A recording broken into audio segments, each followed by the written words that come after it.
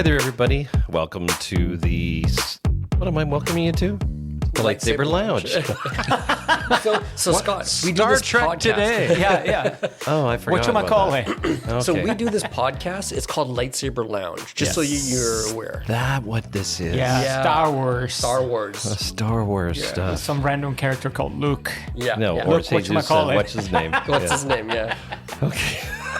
So we're off to a great start here today. Anyways, welcome to Lightsaber Lounge podcast studios. Well, studios is a bit of a stretch. Living room. Living room? Living room, dining table. Hey, don't break the illusion. Right. We're here in our Star Trek. Death Star. I haven't done that for many episodes. This is very true. It's very So true. you got to cut me some slack. Yeah. Anyways, yes, we're here in our Star Wars facility, podcast facility, There you go. with some more Star Wars talk, of course. I'm your host, Scott McDonald, if you haven't gathered that yet, or you just call me that guy. That dude. And then I'd like to introduce my co-host today. Welcome back, Sudhir, Thank you very much. and Jesus, Hello, everybody. and Tony. How you doing? I'm doing great, and I'm happy to be here. Good. We're all happy to be So here. happy. So happy. Yes. We're all It's a happy day. It's always a good time when we're talking about Star Wars. We've been into some sort of, heavier stuff. We're talking about moral culpability of stormtroopers and clone which kind of got a little dark. And that kind of led into the Jedi and how we perceive the Jedi. So we thought we'd do a whole episode on that because there's a lot to unpack there. I guess basically in the original trilogy of movies, it was very clear that Jedi were the good guys. They were like pure of heart and the defenders of justice and the protectors of the weak and the oppressed. It was very black and white, good versus evil, which we all bought into. That was kind of the fun of it, I think. Yeah. But over time, as we get to see more and more of the story of the Jedi, how they, particularly like prequels and then into the future, we're getting to see both sides of where the New Hope took place. It becomes much less black and white about their motives and what they actually did and didn't do. And it raises another question, too, on the topic of today's episode, which is basically, are the Jedi truly the heroes we believe them to be? We always believe them to be. So we'll start with just kind of, again, a very basic question, but when you watched the original trilogy, what was your initial perception of the Jedi? I think for me, to me, the Jedi were just synonymous with the rebels, right? Like they were against the Empire, they were for good, and it's heavily borrowed from Eastern philosophies and stuff like that, which, having grown up with such philosophies, it made sense to me. A lot of the things that they talked about for the Jedi made perfect sense. I was like, yeah, okay, I get it. So for me, there wasn't any question of, like, what are they? How does this work? It was just kind of like, okay, well, now we're finally seeing something that I understand, like, being put to film. So for me, it was, it made sense to me. It didn't seem too complex. It just No, and it was Yeah. cool. I mean, Yeah. there's these people out there that had special abilities to be more than what they are, and they just a few of them. As soon as you watch one of those movies, I'm like, oh, I want to be a Jedi. I want to have a lightsaber. I want to be like that. Yeah. To be able to tap into something, into a force Bigger that's than bigger than yourself. you. Yeah. So It was very intriguing. Yeah. they're kind of like the superhero sort of. Yeah, totally. Tony? Yeah. So I remember looking back at A New Hope, and the only Jedis you saw there were Ben and Ben Kenobi, and I guess Darth Vader. So the whole kind of aura around, the whole Jedi culture and that stuff wasn't too established. So I thought it was cool and neat. And it's funny, Sudhir. So you say it's based on like Eastern cultures. So my kind of take would have been it's almost based on just because they're called Jedi Knights. Sure. Knights of the Round Table, Lancelot, Arthur, and all that stuff. Yeah. So those kind of traveling knights as well. Sure. But then, when I think about it, like, well, maybe they're like samurai as well. Like, so I think Lucas took a lot from it But so as a 10-year-old, none of that stuff occurred to me. Yeah, you don't think about it. It only occurs to me now. Yeah. You don't think about the Bushido way or Well, any of those others. even to this point right now, there's a comparison between Stoicism and the Yes. Jedi, right? Like they're Yeah. basically Stoics, right? Yeah, So that would work. Yeah, Yeah. for Yeah, sure. there's a lot of similarities. That sort of solitary figure, Yeah. you know, loner, kind of just not really part of society, You but don't they're have- watching yeah. over everyone. and you don't have to be. You can't have attachments. No attachments. Like no love. Like you're not Exactly. supposed to fall in love. the and all that detachment stuff. Yeah. concept. Yeah. So did you enjoy, like, was that what made the first movie good versus evil storyline? Is that what made the movie fun? It was just a simple story in that regard? Well, I mean, you look at it like, you know, they call Ben that crazy wizard, right? And that's kind of what this is all like. Like it was a parable to like things like Lord of the Rings and stuff like that. You know, he's Gandalf, right? Yeah. And stories that have already been told, but it's just being told in a different way. yeah. But at the end of the day, it's a good versus evil sort of concept, and I think with just this spectacular sort of gloss and finish on top of it, right? Yeah. Yeah. I found the difference, say, into other Star Wars content that we have now. In the original trilogy, there was no conflicted anti-heroes. You know, they were good guys, bad guys. Yeah. It was a Western kind Yeah. of thing. Yeah. So, but at what point did we start to question? I mean, so we've entered the story in A New Hope where there's very little Jedi left. You know, to your point, was just Ben and Vader, really, that we know of. Yeah. Well, And as we expand into the understanding into the prequels, but at some point you start to question the whole logistics of the practical nature of the Jedi's self-perceived role to police the entire universe. Is this something that's even logistically possible? no, I don't think, and that's why they failed, because they became an entity of politics. Yes. And they weren't supposed to be that. No. Right? And then I think they were over their heads. The galaxy was already falling apart when they were there. And they thought by doing what they believed they were doing the right thing, and it was going to solve it, and it just didn't work.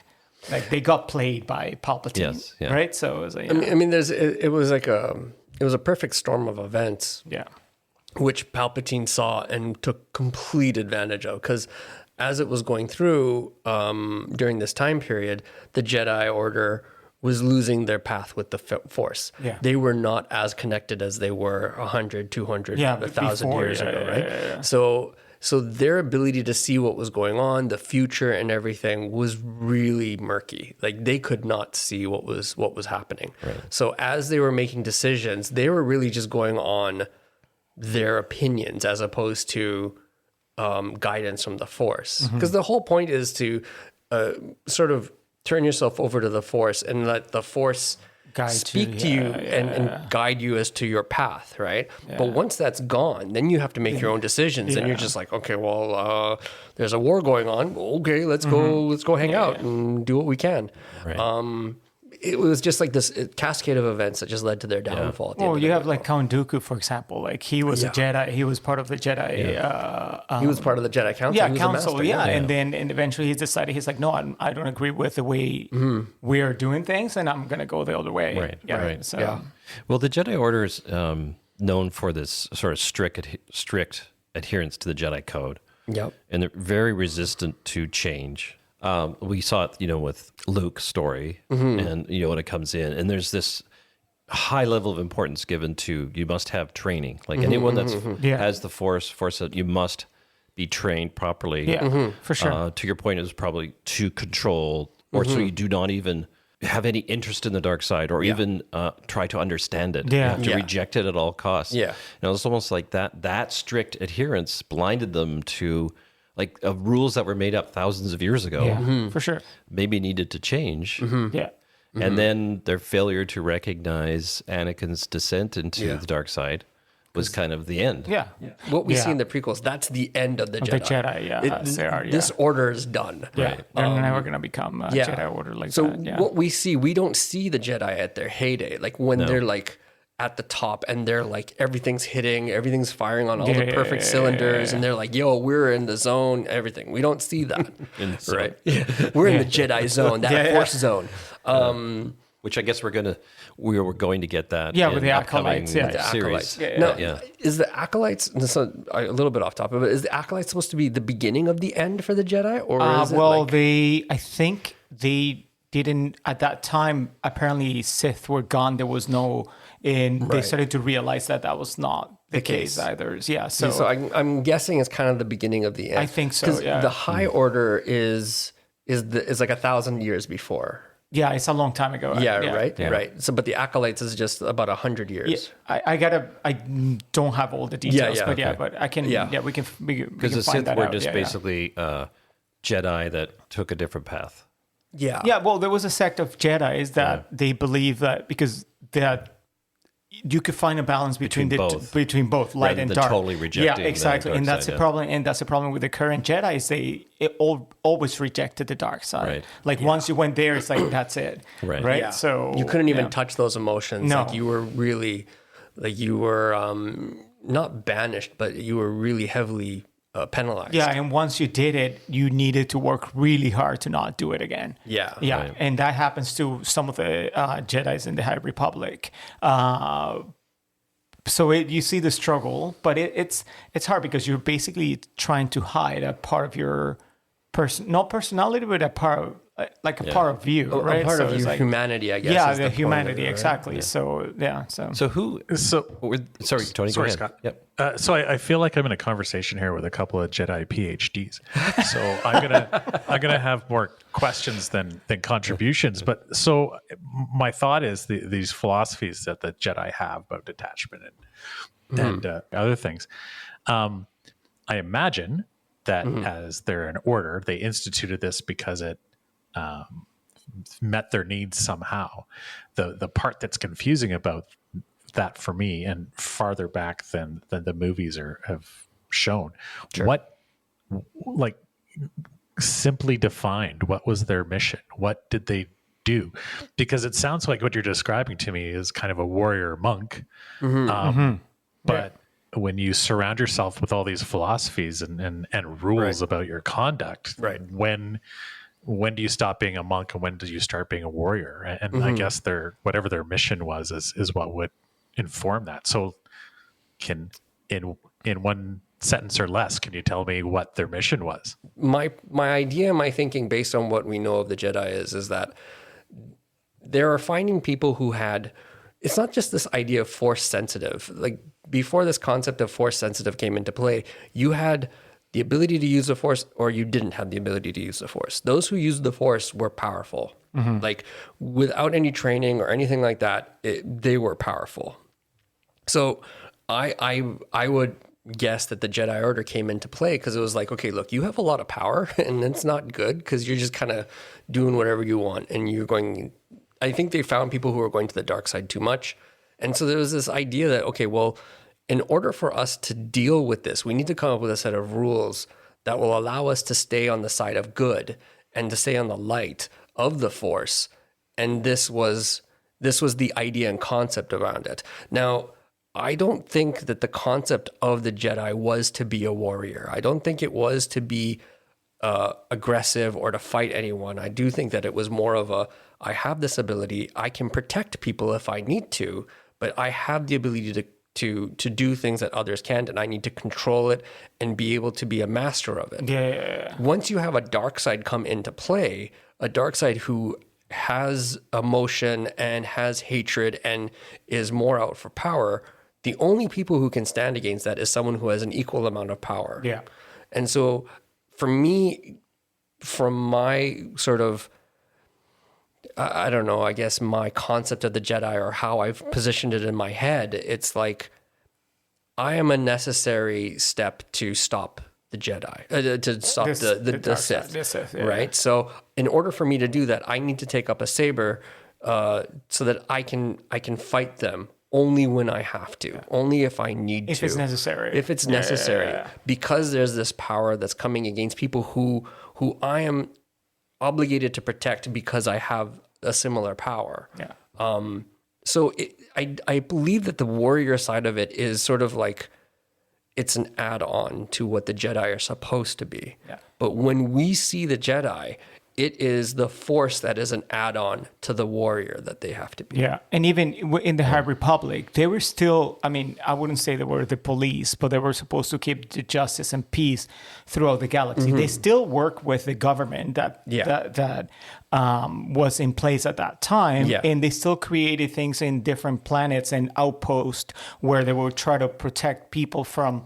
At that time, there was the bad guys were called the Nihils, or Nihil, and then there were issues too. But they were still trying to police the universe. But I think it was a bit different what they were doing before than what they became when the Clone Wars happened. I think like for me, the Jedi were kind of like, look, if you can't figure it out on your own, okay, well then we'll come in. Yeah, and we'll we're help. there. Yeah, for sure. Like so, that's kind of where the Jedi would come in, because their point was, look, I am only going to step in when we are necessary, not because we're going to come in and we're going to like shoot stuff up and you're going to like cut stuff down and stuff. It's like I only do that when it's really necessary. So they're the Avengers.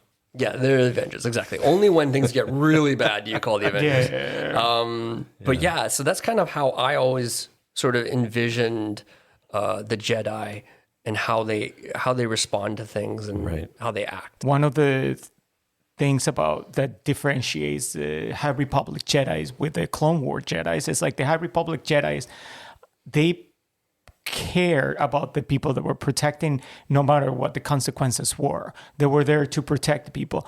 The Jedis and the Clone Wars, I feel like they were more concerned about like what they believed was the right thing to be a Jedi than with it became like the dogma of being a Jedi instead of the actual principles of being a Jedi. Yes, we adhere to these rules at all costs. Yes, and then those rules need to stay that way. So even if people die, that's fine because we're still following the rules. And I think, that was the opposite for the High Republic. And I think that goes back to their disconnect from the Force. Yes, right, because it was just that, okay, we don't have access to the Force. These are our rules. So you know what? Just follow the rules. And once we get the Force back, we'll be fine.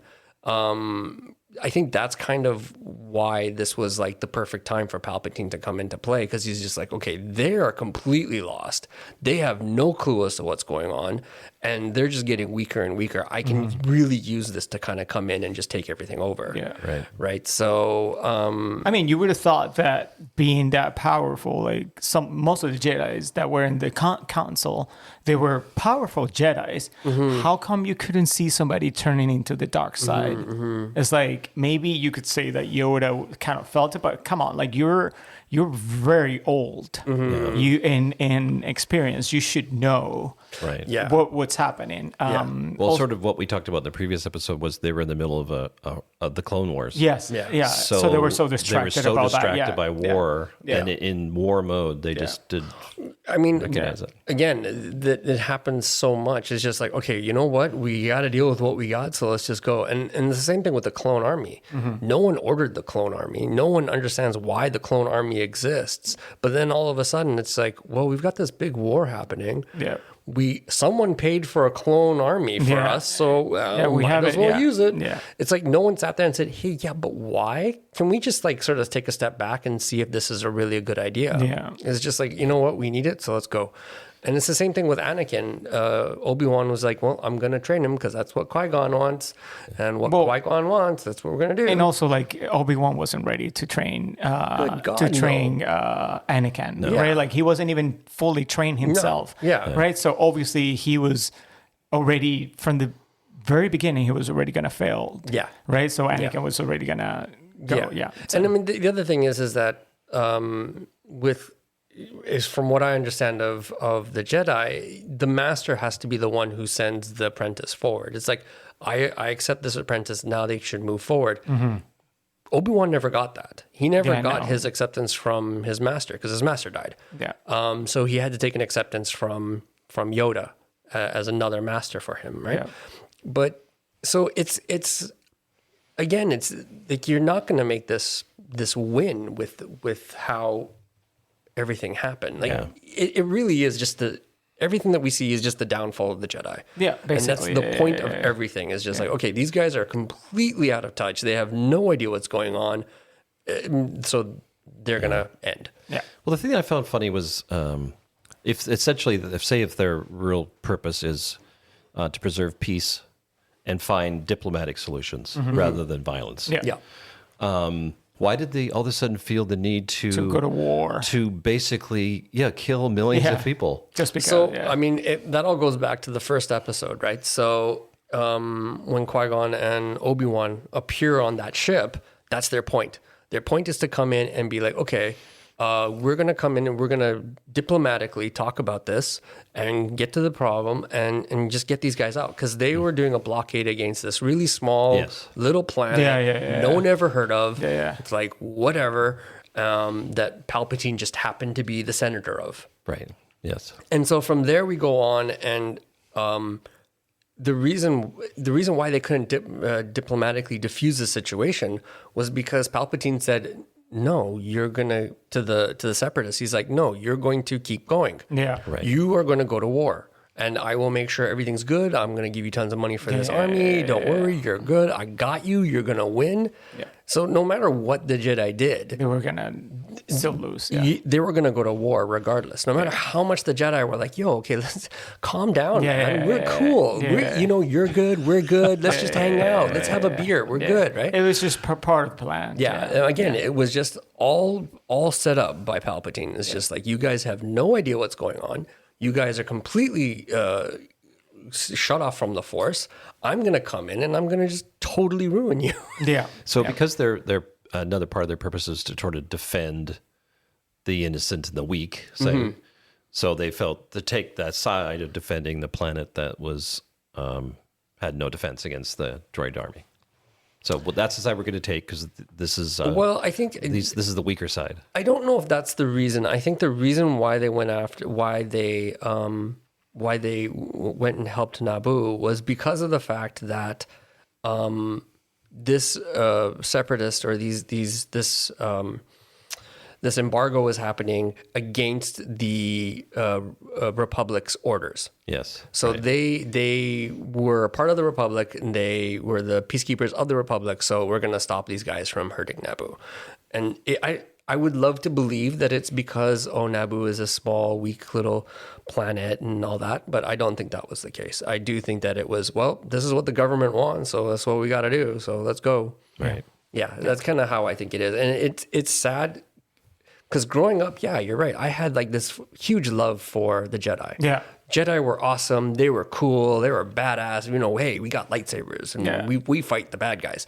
But as you get into it and as you think about like what happened and how they kind of acted, especially in the prequels, I guess that's another reason why I had problems with the prequels. It's like, you're showing the Jedi to be real idiots. Like, this is not good. I know, exactly. So it's this is not how they're supposed to be. Politics, like they're supposed to be in my head. Like if you're so connected to the Force, you should be able to be above all that.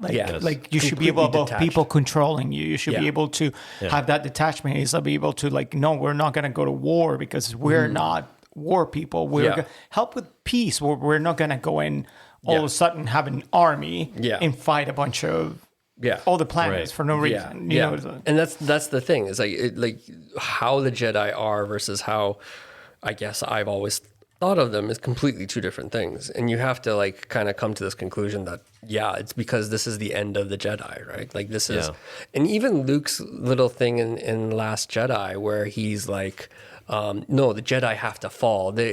All the bad things happen because of the Jedi. It's like, again, you're missing the whole point of everything, which is, I guess, kind of Yoda's point when he comes to talk to him after all the books of the Jedi are being burned and everything.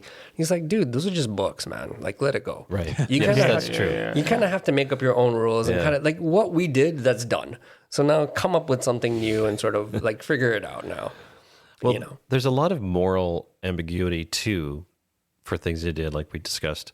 They're just sending the droid army into their deaths without much apparent concern for their well-being or their rights. But we also have the clone army. The clone army, I'm sorry. Yeah. The clone army. But there's other ethical questions like they recruiting force-sensitive children often against their will, taking them away for training, without sure. any understanding of what's happening, and from taking them from their families. So you go, okay, well, that's a little It's a bit That's culty. nice. Yeah. a bit culty. Yeah. And trying to reconcile that with their, their sense of, I don't know. It seemed to ultimate be force good of for good. Anakin. Yeah. Well, it worked out well for Anakin. Yeah, I know. Yeah. It did very well. really did well. I mean, but yeah, that's the thing, right? Had I guess that's kind of the point, though. Had they gotten to Anakin sooner, we wouldn't have Darth Vader. At least that's the idea behind it, right? So yes, okay, fine. Taking a child who has access to the Force in such a huge way is not super awesome. Right. But then if they didn't do that, then you'd have Anakin, who then just gets more and more powerful, and then just turns to the dark side and it's like, well, I'm just going to kill everything now because, hey, I'm bad. So it's kind of like a necessary evil to a degree. I guess that's the thing that changed from the first movies. There was no sense of necessary evils. That the means justifies the ends. Right. It's very cut and dry.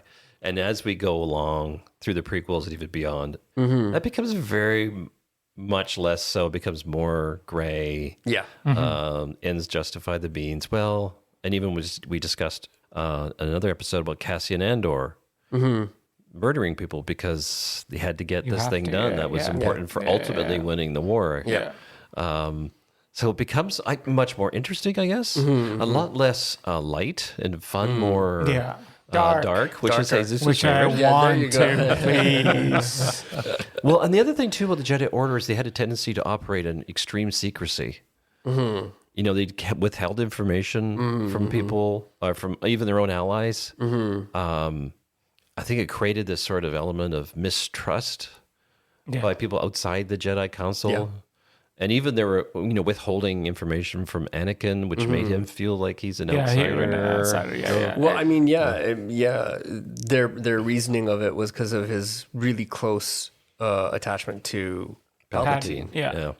Well, Palpatine, because they didn't want their plans going to Palpatine and all of that, because they didn't know Palpatine that well. I mean, they're like, he seems bad, but I can't tell because I don't have access to that Force. But he seems not good. So, it's interesting. Their reliance on the Force is so heavy, and yet they can't see it. They can't move forward without it, right? Like, did their hubris ultimately set into motion everything? The rise of the dark side, the perpetual cycle of violence and unrest, and the loss of millions of lives in the war. Was it really their failure? I don't know. From my point of view, because the thing is that once you get into the lore of the Force and Jedi and Sith and all of that, the point of the Force is to have a balance, right? There has to be good and there has to be evil.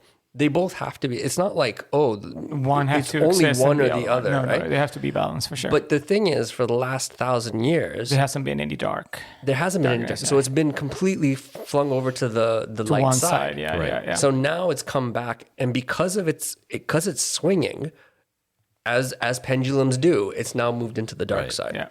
So their solution was to eradicate dark side, essentially. Yeah. That's how we'd find peace. Basically, As opposed to finding balance. Yeah. And well, I mean, Anakin was supposed to be the balance of that Force. Yeah. But then he went to the because to the they other wouldn't side. allow him to be balanced. But the thing is that he did balance it. Though. Yeah, he did. Actually, he was a balance. He did balance it because he took it away from the light and put it back to the dark side. Yeah. Right. Yeah, So I see. Right. So again, it comes down to the Force is the one that controls everything. It's kind of like a karmic sort of thing, right? So now that you have the Emperor and Darth Vader, you have two very strong Force users who are on the dark side. So we now have Luke and Leia. They now have the Force, and they're the balance. Yeah. So it's trying to bring it back into a balanced setup. Yeah. But then, of course, people die, and Darth Vader dies, and the Emperor dies, of quote unquote. And We shall see. Yeah. So Somehow Palpatine returned. yeah, and so then you need another one to balance it. Yeah. Like, everything's always trying to balance it, but because the pendulum keeps going, as it gets stronger in one way, which it did for the High Republic, it then swings back the other way for the gonna be Empire. the other way, right? yeah. So then you just have this Empire who's got like so much power for so long. Yeah. Right. So what does a balanced force Ecosystem look like? Like, is it, we just have, we have to accept that there's going to be murder and mayhem in the universe, and we also have to accept that there's butterflies and unicorns. Like, I don't know where that's I a don't know tough how one. a balance would look. So- it feels like it would be always one or the other. So the balance, I think, is what I think it's supposed to be, is you have the dark side and you have the light side. Neither can really do anything because they have to deal with the other. So it's kind of like we have a stable system, because if one tries to act, the other one will stop them. So they can't do anything. They cancel each other Yeah, out. basically. And that's, yeah, I think, what you're supposed to have is, and so what that does is it allows humanity and the universe to continue on without these force users, taking over and controlling everything. Yeah. Which is what we've got, what we've had all this time. So either you have this wonderful time of peace or you have this wonderful time of chaos, but what you're supposed to have is neither, and just have the universe grow as it's supposed to. Yeah. I suppose it'd be like nuclear deterrent today. Yes. Everybody has bombs, weapons, but so then something nobody we can uses do. it. Yeah. Yeah. Whereas if you said, okay, one side managed to eradicate the other side's Arsenal, nuclear capabilities, now we're the only one that has them, Yeah. it would make everybody else very nervous. Yeah.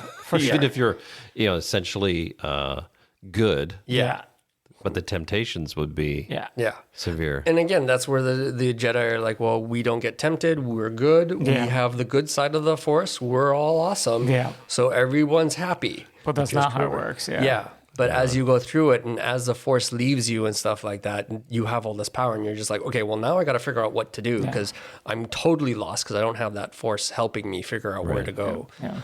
So it's kind of like, basically I see the Jedis are the real Jedis are supposed to be like what we saw in Ahsoka in the new show, where they're trained as not Jedis because they don't call themselves Jedis, but they are Force users, and they find the balance between the darkness and without being in a cult.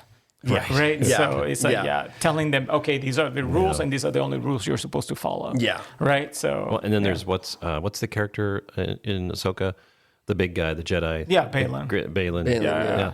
He's super interesting. Yeah. Oh, for sure. Because you don't really know what his agenda is. Yeah, but you don't know he's like an evil guy, but you also don't know. You don't see him as like a good guy. He's just somebody that has the power. He's like a Jedi for hire Yeah, at this but point. he has a code, right? Yeah, like, yeah, I mean, you watch him and yeah. he's just like, okay, well, this is right and this is wrong. This is Yeah. stuff that I will do. This is stuff I won't That do. I won't do. Yeah. Yeah, so it's kind of interesting. He's evil. He's evil looking, but I like that. Yeah, me yeah. too. I don't see him as evil looking. I Yeah. think he's actually I Intimidating. see it as He's intimidating. Yeah, for sure. You don't want to see him in a dark alley. Yeah. No. But he's okay to have a beer with if you want. But you don't want to see him in a dark alley with a lightsaber. You know what I mean? Like I wouldn't like if he used to go, okay, I'll go along with what you want as long as it As long as suits. it suits his my plans. needs. Yeah, for sure. So But I don't know what they're going to do with him now. I don't know what. Now he's passed away. Yeah, the actor who's played him. So are they going to either bring in a new version of him, version of him, or recast him? or recast him? I mean, right? because he was one of the main things in that show, and the last scene of that show was him. Yeah. With other sitting with the on the statues. So, Yes. Right. So I think that character is really good and he's really interesting and I'd love to see more of that. Yeah, for more sure. of that, right? Just to 100%. have that. But Yeah. So do you think moving forward, this is what we're going to get now? Is these Jedi characters that are going to emerge, the sort of survivors of Order 66, will be more these complex, somewhat flawed I think so. Jedis. Yeah, Yeah. because they don't have at least they won't be following what the actual Jedi Order was. there's no before. council, no rules Not now. anymore. Yeah. I mean, like you have somebody like Ezra. He was trained by Kanan. And Kanan was in the actual Jedi Order, but then Ezra never. He was just trained by him, and Right. he learned whatever. So they don't have that moral code. Yeah. Those rules, Yeah, right? but they're also like he's a good person, so he's just still He going lives to by do his own code. You know what I mean? Yeah. So he's still going to do good things. And then Ahsoka was in the Jedi Order, but she left shunned because all of that. because they betrayed her. So she wants now her own thing. She's still powerful, and she still wants to Right. I don't know if she wants to rebuild the Order or just make the Jedi be something else. Right. Well, So, I mean, so that's where this gets a little murky, is because, well, but if she does try to build something, it's not going to be there when the Force Awakens happens. well, I mean, like, that's what Luke apparently was trying to do, Yeah. and then everything it went burnt to, out. yeah, it went to hell shit. in a handbasket, right? So, yeah. So that's kind of why I have a bit of, not an issue, but like I'm a little suspect of what's going on between now and between Return of the Jedi and Force Awakens. Okay, got it. Yeah, because the picture that was painted for Force Awakens it's not great. Like, Yeah, I mean, in terms there's of no- Jedi, there's there's no more nothing Jedi. there, right? Yeah, So yeah, yeah. whatever Ahsoka's doing now, does it have any impact? I don't think it does. So like, what's the point? Yeah, right? I mean, like I heard. So in the new movie that Rey is going to be in, Mm-hmm. apparently, I think one of the main plots is her trying to rebuild Yes, that's Yeah. what I've heard. the Jedi Order. But Yeah.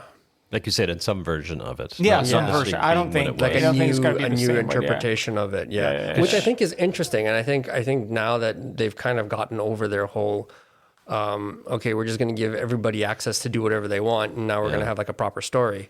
I think it'll be a very interesting story, and I think it'll be really well done. yeah, But yeah, we'll have to wait and see. I think in terms of all of this stuff, they're going to have to move forward beyond the rise of Skywalker in order to like actually have proper stories that tell things that are interesting, or like go back to the High Republic and tell those stories. Right. yeah. Because everything between the prequels until the rise of Skywalker, those stories are all done. That timeline is finished now. Yeah. You can't really go in there and do things. Keep rehashing. Yeah, kind of keep redoing things because we know how it ends with the rise of Skywalker. And if you're doing stuff that has impact, Yeah. but it doesn't because it doesn't appear in Force Awakens and Last Jedi and Rise of Skywalker, right? So, Please don't make a Star Wars multiverse. oh God. If they go there, like, oh, my Yeah. God. No, I Yeah, don't think they're gonna do. No. Yeah. Well, I guess Yeah, we got to thanks. wrap this up now. Sure, but sure. Tony, did you have something to say? No, I was going to say if they have more timelines not timelines, but more stories to explore prior to the sequels, it would have to be and I would agree with Jesus on this, like the dark stuff that we don't hear about, not Force, not part of the Skywalker timeline. So really, whatever questions that are out there that people want answers to, I think that's where they have some opportunity there. Like Sure, a completely different little silo of story that doesn't really doesn't have any implications to the greater story at all. Yeah, or it doesn't have anything to do with the Self-contained. Jedi. Well, or the it's a Force and big stuff. universe, so Yeah. you can actually. Of course. I mean, even like this is. This is funny because Bad Batch is Ventress, which is she was a Sith before. Now she's just a Jedi or a Force user, I Force guess. user. She comes back and she is a bounty hunter, right? So she's using thing. She's not a bad person. But she's also not a good person. She's Right. like. She's that gray. Yeah, sort of that thing, great. right? Yeah, so I want to see characters like that, like so Well, maybe this is going to sort of set the story free a bit, so we're moving forward, the Jedi aren't locked into the original kind of story, which was this strict moral code and the sense of good and their morality, and now it's a lot more broad. It can be whatever they want. And Rey, Rey moving forward, she doesn't know what a Jedi was. Like, she had no training from a Jedi. yeah. She didn't even know how to use a lightsaber and all that stuff. So she doesn't really have a duty to adhere to the previous Well, I mean, like rules. by Luke was teaching her how to connect to the Force. But he was so rejecting the order Yes. at that point as well. When she finally finds him. For sure. So it's not like you need to do this. And even like you said, that thing with Yoda, it's like, just throw those books away. It doesn't mean anything anymore. Well, having said that, Rey did steal one of the books. Oh, God. she did? Okay, At the end of the episode, we do see her putting away one of the books, right? So, Oh, yeah, I remember that. so I think that's going to be what the Rey's movies are going to be about, is her deciphering that and sort of moving forward with that. Yeah. Possibly.